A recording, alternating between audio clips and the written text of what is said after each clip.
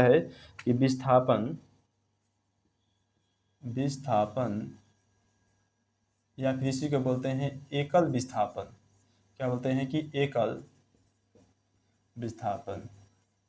विस्थापन या फिर एकल विस्थापन अभिक्रिया क्या होता है। देखिए कहता है कि कोई तत्व, ठीक है, कहता है कि कोई तत्व दूसरे तत्व को उसके यौगिक के, कि जब कोई तत्व दूसरे तत्व को उसके यौगिक के विलयन से विस्थापित करके खुद उसका स्थान ले लेता है तो उसे ही हम विस्थापन अभिक्रिया कहते हैं। जैसे मान लीजिए, देखिए यहाँ पर दो चीज़ें होती हैं। जैसे एक हो गया ए, यहाँ पर देख लेते हैं ए प्लस बी सी, ए प्लस बी सी, इन दोनों में अगर अभिक्रिया होगा, ठीक है, कि अभिक्रिया होगा तो क्या करेगा ए सी प्लस में यहाँ पर हो जाएगा आपका बी। ठीक है, देखिए जैसे मान लीजिए कि हम देते हैं आपको आयरन प्लस में कॉपर सल्फेट को जब हम अभिक्रिया करवाएंगे तो क्या होगा, आपके आयरन सल्फेट हो जाएगा और यहाँ पर कॉपर को अकेले कर देगा। ठीक है, यहाँ देखिए ये ए प्लस बी सी, क्या कि ए प्लस बी सी, यहाँ देखिए इसमें जो बी है इसको विस्थापित कर दिया है। विस्थापित करने का मतलब इसको इसके विलयन से, यानी कि इसको इसके यौगिक के विलयन से, यानी कि देखिए यहाँ पर CuSO4 था, कॉपर सल्फेट था, इस कॉपर सल्फेट में से किसको बाहर निकाल दिया है, Cu यानी कॉपर को बाहर निकाल दिया है, और जो आयरन है, ठीक है, जो आयरन है खुद इसके स्थान पर देखिए आ गया है ना, यानी कि आयरन इसके स्थान पर आ गया और इसमें जो कॉपर था इसको बाहर निकाल दिया। ठीक है, तो जब उसके यौगिक के विलयन से उसको हटा करके खुद उसके स्थान पर आ जाता है तो उसे ही कहते हैं हम विस्थापन अभिक्रिया। ठीक है, या फिर एकल विस्थापन अभिक्रिया।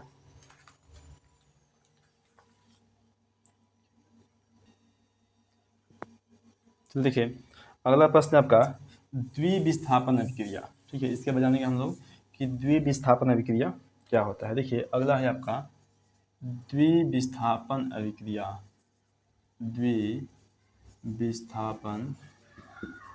ठीक है, द्विविस्थापन अभिक्रिया। देखिए इसके पहले जान लेते हैं हम लोग डेफिनेशन। कहा कि जब दो यौगिक, उसमें एक था इसमें दो है, क्योंकि द्वि मतलब इसमें दो होगा, उसमें एकल था तो एक था, कि जब दो यौगिक अपने आयनों की अदला बदली करके दो नए यौगिकों का निर्माण कर देते हैं तो उसे ही हम द्विविस्थापन अभिक्रिया कहते हैं। कि जब दो यौगिक होगा, ठीक है, दोनों यौगिक, जैसे मान लीजिए कि एक AB हो गया और एक CD हो गया, दोनों यौगिक होना चाहिए, ना कि तत्व होना चाहिए। ठीक है, जब दो यौगिक करे कि अपने आयनों की अदला बदली करेंगे, जैसे मान लीजिए कि ये AB है, ठीक है, तो यहाँ से इसको ले लिया CD, जैसे मान लीजिए कि ये ले लिया CB प्लस इसको कर दिया AD। देखिए अपने आयनों की अदला बदली कर दिया है। जैसे मान लीजिए कि यहाँ पर AB था, यहाँ से A वाला चल गया यहाँ पर और C वाला आ गया यहाँ पर। देखिए यानी कि यह अपना स्थान अदला बदली कर लिया, चेंज कर लिया। ठीक है, जब अपने आयनों की स्थान को अदला बदली करके एक दूसरे यौगिक का निर्माण कर देता है तो उसे ही कहा जाता है आपका द्विविस्थापन अभिक्रिया। इसमें दो विस्थापित हो रहा है, एक यहाँ से हो रहा है और एक यहाँ से हो रहा था, और पिछले वाले में यानी कि एकल विस्थापन में केवल एक ही विस्थापित हो रहा था उसमें से। ठीक है, तो इसे ही कहते हैं हम लोग द्विविस्थापन अभिक्रिया। देखिए अगला है आपका कि अवक्षेपण अभिक्रिया किसे कहते हैं। अवक्षेपण अभिक्रिया, देखिए जानेंगे अवक्षेपण के बारे में। क्या है कि अवक्षेपण अभिक्रिया। ठीक है, देखिए लिखेंगे कि वैसी रासायनिक अभिक्रिया जिसमें किसी अवक्षेप का निर्माण होता है तो उसे ही अवक्षेपण रासायनिक अभिक्रिया कहता है। ठीक है, कहते हैं अवक्षेपण का मतलब ध्यान रखिएगा कि वैसी रासायनिक अभिक्रिया जिसमें किसी अवक्षेप, ठीक है, किसी अवक्षेप का निर्माण होता है उसे ही क्या कहते हैं हम लोग, अवक्षेपण अभिक्रिया कहते हैं। ठीक है, देखिए अगला है आपका उदासीनीकरण। ठीक है, उदासीनीकरण करण अभिक्रिया। ठीक है, एक जानेंगे वैसा रासायनिक अभिक्रिया, कहता है कि वैसा रासायनिक अभिक्रिया जिसमें अम्ल एवं क्षार अपने आयनों की अदला बदली करके लवण तथा जल बनाते हैं, तो उसे ही हम उदासीनीकरण अभिक्रिया कहते हैं। ठीक है, या फिर इसका एक और डिफिनेशन होता है, अभी समझ लीजिए। देखिए द्विविस्थापन अभिक्रिया, देखिए द्विविस्थापन अभिक्रिया यहाँ पे लिखे, द्विविस्थापन अभिक्रिया जब अम्ल और क्षार के बीच होता है तो उसे ही हम उदासीनीकरण अभिक्रिया कहते हैं। ठीक है, चलिए देखिए प्रश्न है आपका कि अगला प्रश्न कहा कि ऑक्सीकरण, और ये आपका प्रश्न बहुत ही, ऑक्सीकरण जो अभिक्रिया है ये प्रश्न आपके कितनी बार पूछा हुआ है। ऑक्सीकरण या फिर उपचयन अभिक्रिया क्या होता है आपका, ऑक्सीकरण,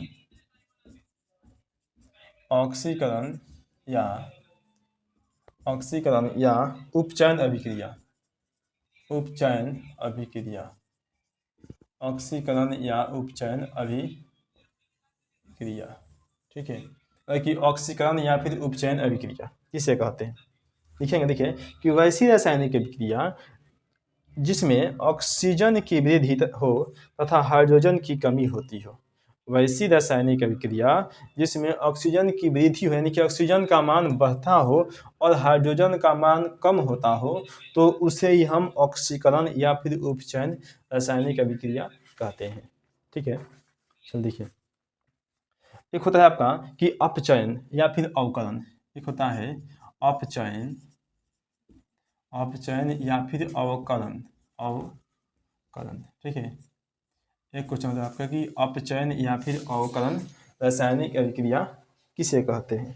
ठीक है, देखिए तो जानेंगे ना कि वैसी रासायनिक अभिक्रिया, वैसी रासायनिक अभिक्रिया जिसमें ऑक्सीजन की कमी, जिसमें ऑक्सीजन की कमी या हाइड्रोजन की वृद्धि होती हो, ऑक्सीजन की कमी या हाइड्रोजन की वृद्धि होती हो, तो उसे ही हम क्या कहते हैं कि अपचयन या फिर अवकलन अभिक्रिया कहते हैं।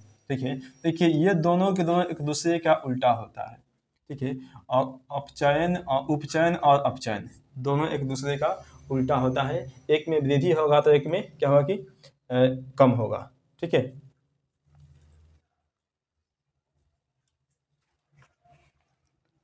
अगर देखिए अगला प्रश्न है आपका कि रेडॉक्स अभिक्रिया किसे कहते हैं।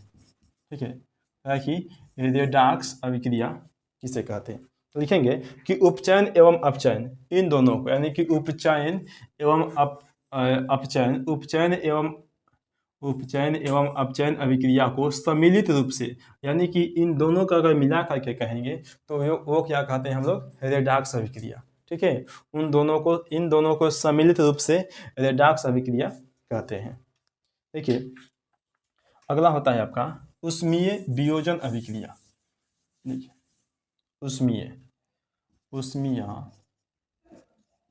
वियोजन।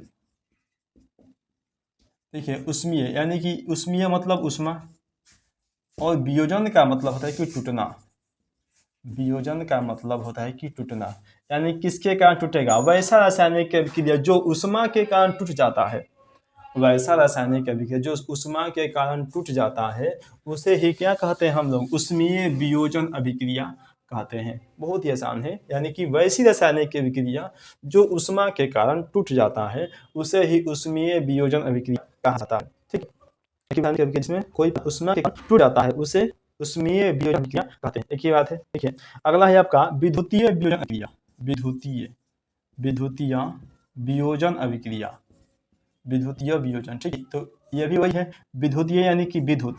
ठीक है, विद्युत, और वियोजन का मतलब होता है कि टूटना, वियोजन का मतलब होता है कि टूटना। ठीक है, यानी कि वैसी रासायनिक अभिक्रिया जो विद्युत के कारण, वैसी रासायनिक अभिक्रिया जिसमें कोई पदार्थ विद्युत के कारण टूट जाता है तो उसे ही क्या कहते हैं कि विद्युतीय वियोजन अभिक्रिया कहा जाता है।